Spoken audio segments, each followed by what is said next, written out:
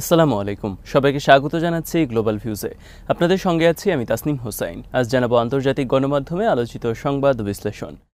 ফিলিস্তিনের অবরুদ্ধ গাজা উপত্যকায় চলমান আগ্রাসনের জবাবে ইসরায়েলে ধ্বংসাত্মক হামলা চালিয়েছে ইয়েমেনের হুথি আনসারুল্লাহর নেতৃত্বাধীন সশস্ত্র বাহিনী। রোববার 2 দফা ক্ষেপণাস্ত্র হামলার পর ইসরায়েলের বিশাল অংশ জুড়ে বিপদ সংকেত বাজানো হয়। ইসরায়েলি মিডিয়া আউটলেটগুলো বলেছে, ইয়েমেন থেকে নতুন করে ক্ষেপণাস্ত্র হামলার কারণে তেল আবিব, জেরুজালেম এবং উত্তর পশ্চিম তীরসহ মধ্য ইসরায়েলের শহরগুলোতে সাইরেন বাজতে থাকে। হামলায় কেউ হতাহত হয়েছেন কিনা মিডিয়াগুলো তাৎক্ষণিকভাবে তা জানায়নি। ইয়েমেনের সশস্ত্র বাহিনী এক বিবৃতিতে জানিয়েছে, তারা 2টি ব্যালিস্টিক ক্ষেপণাস্ত্র দিয়ে এই সামরিক অভিযান পরিচালনা করেন। একটি হামলায় ব্যবহৃত হয় প্যালেস্টাইন 2 হাইপারসনিক মিসাইল। এটি নিক্ষেপ করা হয় আশদোদের পূর্বে সোদেত মিশা ঘাঁটি লক্ষ্য করে। বিবৃতিতে জানানো হয়, এই ঘাঁটিতে জেরিকো মিসাইল এবং arrow missile battery launching pad রয়েছে। ইয়েমেনের সশস্ত্র বাহিনী জানায়, অন্য হামলায় ব্যবহার করা হয় জুলফিকার মিসাইল। এতে তেল আবিবের বেন গুরিয়ন বিমানবন্দরকে লক্ষ্যবস্তু করা হয়। 2 দফা মিসাইল হামলা ছাড়াও রোববারের আশকেলনের একটি গুরুত্বপূর্ণ ইসরায়েলি লক্ষ্যবস্তুতে ড্রোনের মাধ্যমে আঘাত হানে ইয়েমেনি বাহিনী।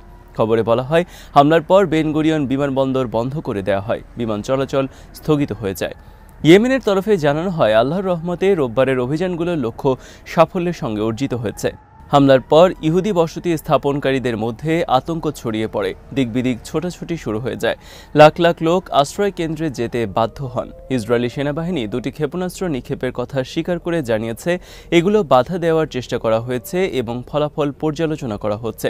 ইয়েমেনের কেন্দ্রীয় প্রদেশ আল বাইদা এবং সাদা ও হুদাইদা প্রদেশে যুক্তরাষ্ট্র নতুন করে বিমান হামলা চালানোর কিছুক্ষণ পরই ইসরায়েলে মিসাইল ও ড্রোন হামলা চালালো ইয়েমেন।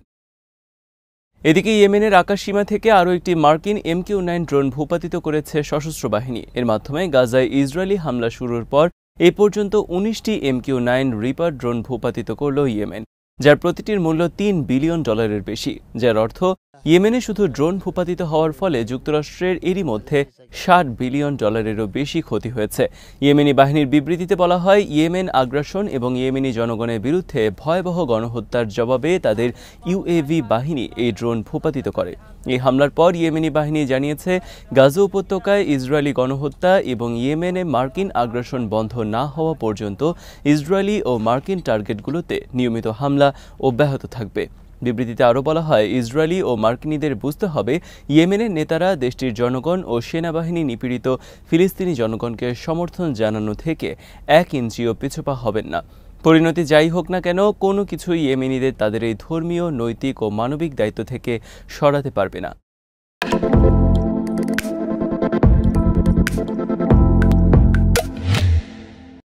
গাজাবাসীর প্রতি তীব্র সমর্থন এবং ইসরায়েলি আগ্রাসনের নিন্দা জানাতে সম্প্রতি মার্চ ফর গাজা নামে মিলিয়ন মানুষের বিক্ষোভ হয়েছে বাংলাদেশে। এরপর ফিলিস্তিনিদের সঙ্গে সংহতি জানিয়ে পাকিস্তানের রাস্তায় নেমেছেন লাখ লাখ মানুষ। ফিলিস্তিনের পতাকার পাশাপাশি হামাস নেতাদের ছবি নিয়ে রাস্তায় নেমে ইসরায়েলি আগ্রাসনের নিন্দা জানান তারা। খবরে বলা হয়, গাজায় ইসরায়েলি যুদ্ধের নিন্দা জানাতে রোববার করাচির রাস্তায় লাখ লাখ পাকিস্তানি জড়ো হন। গাজা সংহতি মার্চ শিরোনামে এই বিশাল বিক্ষোভে করাচির প্রধান সড়ক শাহরা এ ফয়সাল লোকে লোকারণ্য হয়ে ওঠে। প্রচণ্ড গরমের মধ্যেও অংশগ্রহণকারীরা ফিলিস্তিনের পতাকা উড়িয়েছেন এবং হামাসের 2 শীর্ষ নেতা ইসমাইল হানিয়া ও ইয়াহিয়া সিনওয়ারের ছবি বহন করেছেন। অনেক বৈদ্যুতিক খুঁটির গায়েও তাদের ছবিতে বিজয়ের চিহ্ন সহ পোস্টার টানানো হয়। তাছাড়া গাজায় নিহত শিশুদের স্মরণে রাস্তায় সারি সারি সাদা কাফনে মোড়ানো পুতুল রাখা হয়, যা উপস্থিত জনতাকে আবেগতাড়িত করে। বিক্ষোভে হাজার হাজার নারী, অনেকে বোরকা পরা অবস্থায় তাদের শিশু সন্তান নিয়েও অংশ নেন। শুধু মুসলমান নন, খ্রিস্টান ও হিন্দু সম্প্রদায়ের সদস্যরাও এই সমাবেশে যোগ দেন। বিক্ষোভের সময় সড়ক জুড়ে ছিল গাজায় বোমাবর্ষণ বন্ধ করো, ইসরায়েল নিপাত যাক এবং গাজায় গণহত্যা, মুসলিম বিশ্ব লজ্জিত হও লেখা বিশাল বিশাল ব্যানার। শিক্ষার্থীদের কাঁধে ছিল একটি 100 ফুট দীর্ঘ ফিলিস্তিনি পতাকা, যা বিক্ষোভের অন্যতম আকর্ষণ। জনতা স্লোগান দিচ্ছিল, লাব্বাইক ইয়া গাজা ও লাব্বাইক ইয়া আকসা, যার অর্থ গাজা আমরা হাজির, আল আকসা আমরা হাজির। বিক্ষোভে জামাতে ইসলামের প্রধান হাফেজ নাইমুর রহমান সহ শীর্ষ নেতারা উপস্থিত ছিলেন। জামাত নেতা বলেন, ফিলিস্তিনিদের কখনো দমিয়ে রাখা যাবে না। একই দিনে ইসলামপন্থী দল জমিয়তে উলামা ইসলামের আয়োজনে ফিলিস্তিন সংহতি সম্মেলন অনুষ্ঠিত হয়। দলটির প্রধান মাওলানা ফজলুর রহমান ইসরায়েলকে সন্ত্রাসী রাষ্ট্র বলে অভিহিত করেন এবং যুক্তরাষ্ট্র ও কয়েকটি ইউরোপীয় দেশের বিরুদ্ধে ইসরায়েলের যুদ্ধ অপরাধের সহযোগিতার অভিযোগ তোলেন। মিডল ইস্ট আই সোমবার জানিয়েছে, গাজায় ইসরায়েলি হামলায় কমপক্ষে আরও ৩৭ ফিলিস্তিনি নিহত হয়েছেন। আহত হয়েছেন শতাধিক। নিহতদের মধ্যে ৬ ভাইও রয়েছেন, যারা স্বেচ্ছাসেবক হিসেবে ক্ষুধার্ত ফিলিস্তিনিদের খাবার সরবরাহ করছিলেন। বিশ্ব স্বাস্থ্য সংস্থা জানিয়েছে, গাজা সিটির আল আহলি আরব হাসপাতালে বোমা হামলার পর চিকিৎসা সেবা ব্যাহত হওয়ার কারণে এক ফিলিস্তিনি শিশুর মৃত্যু হয়েছে।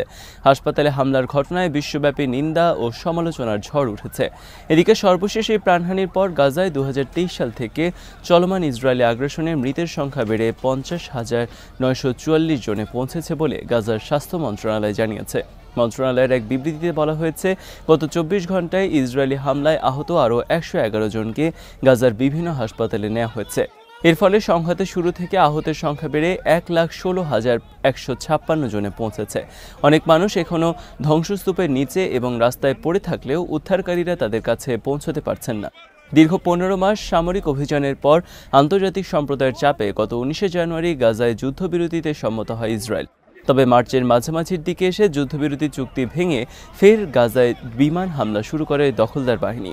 স্বাস্থ্য মন্ত্রণালয়ের তথ্য অনুসারে ১৮ মার্চ থেকে গাজায় নতুন করে শুরু হওয়া বিমান হামলায় এখনও পর্যন্ত ১,৫৭৪ ফিলিস্তিনি নিহত এবং ৪,১১৫ জন আহত হন। সৌদি আরবের বেসামরিক পারমাণবিক কর্মসূচিতে সহযোগিতা করবে বলে নিশ্চিত করেছে যুক্তরাষ্ট্র। এই নিয়ে শীঘ্রই দুই দেশের মধ্যে পারমাণবিক সহযোগিতা চুক্তি স্বাক্ষরিত হবে বলে রোববার রিয়াদে এক সংবাদ সম্মেলনে জানিয়েছেন মার্কিন জ্বালানি মন্ত্রী ক্রিস রাইট। তিনি বলেন, এই সহযোগিতা সৌদি আরবে একটি বাণিজ্যিক পারমাণবিক বিদ্যুৎ শিল্প গড়ে তোলার দিকে মনোযোগী হবে, আর এই বছরই এ বিষয়ে গুরুত্বপূর্ণ অগ্রগতি হবে বলে আশা করছেন তিনি। এই পারমাণবিক সহযোগিতা সম্পর্কিত বিস্তারিত তথ্য এবছর শেষের দিকে প্রকাশ করা হবে বলে উল্লেখ করেন রাইট। মার্কিন জ্বালানি মন্ত্রী আরও বলেন, অবশ্যই সৌদি আরবের সঙ্গে একটি পারমাণবিক চুক্তি হবে। যুক্তরাষ্ট্র চায় সৌদি আরবের সঙ্গে দীর্ঘমেয়াদী পারমাণবিক শিল্প গড়ে তুলতে। রাইট এই সময় জানান, তার এই সফরে দ্বিপাক্ষিক আলোচনার বিষয়গুলোর মধ্যে ছিল জ্বালানি সহযোগিতা, গুরুত্বপূর্ণ খনিজ আহরণ ও প্রক্রিয়াকরণ, শিল্প উন্নয়ন এবং জলবায়ু পরিবর্তনের প্রভাব। সৌদি যুক্তরাষ্ট্র সম্পর্ক প্রসঙ্গে তিনি বলেন, আমি মনে করি সৌদি আরব যুক্তরাষ্ট্রের বিনিয়োগকারীর শীর্ষ দেশগুলোর একটি হয়ে উঠবে, আর তা হবে উভয় দেশের জন্যই লাভজনক। রাইট এ সময় সৌদি আরবের সৌরশক্তির সম্ভাবনা ও প্রযুক্তিগত উন্নয়নের সম্ভাবনা এবং সুযোগের প্রশংসা করেন। সৌদি আরব দীর্ঘদিন ধরে বাণিজ্যিক পারমাণবিক শক্তির দিকে ঝুঁকছে এবং যুক্তরাষ্ট্র এতে সহযোগিতা করতে চায় বলে উল্লেখ করেন তিনি বলেন, সৌদি আরবের প্রাকৃতিক খনিজ, বিশেষ করে ইউরেনিয়াম, তাদের পারমাণবিক শক্তি উন্নয়নে বিশেষ সুবিধা দেবে। ইরানের ক্রমবর্ধমান অগ্রগতিতে শত্রুরা হতাশ এবং ক্ষুব্ধ, এমন বলে মন্তব্য করেছেন ইরানের সর্বোচ্চ নেতা আয়াতুল্লাহ আলী খামেনি। তিনি শত্রুদের অপপ্রচারের বিরুদ্ধে লড়াই করতেই ইরানের কর্মকর্তাদের আহ্বান জানিয়েছেন। পারস্য নববর্ষ উপলক্ষে ইরানের সশস্ত্র বাহিনীর কমান্ডার এবং কর্মকর্তাদের সঙ্গে রোববার এক বৈঠকে খামেনি বলেন, ইরানের অমঙ্গল চাওয়া শক্তিগুলোকে সংবাদের মাধ্যমে তাদের দুর্ভিসন্ধিকে বাস্তব রূপ দেওয়ার চেষ্টা করে। এই ধরনের অপপ্রচার মোকাবেলার কৌশল প্রণয়নের গুরুত্বের উপর জোর দেন ইমাম খামেনি। তিনি বলেন, শত্রুদের হতাশা এবং ক্ষোভের কারণ শুধু ইসলামী প্রজাতন্ত্র শব্দযুগল নয়, বরং সরকারের ইসলামী মূল্যবোধ, স্বাধীনচেতা মনোভাব ও দৃঢ় সংকল্পের কারণেই তারা ইরানের শত্রু হয়ে উঠেছে।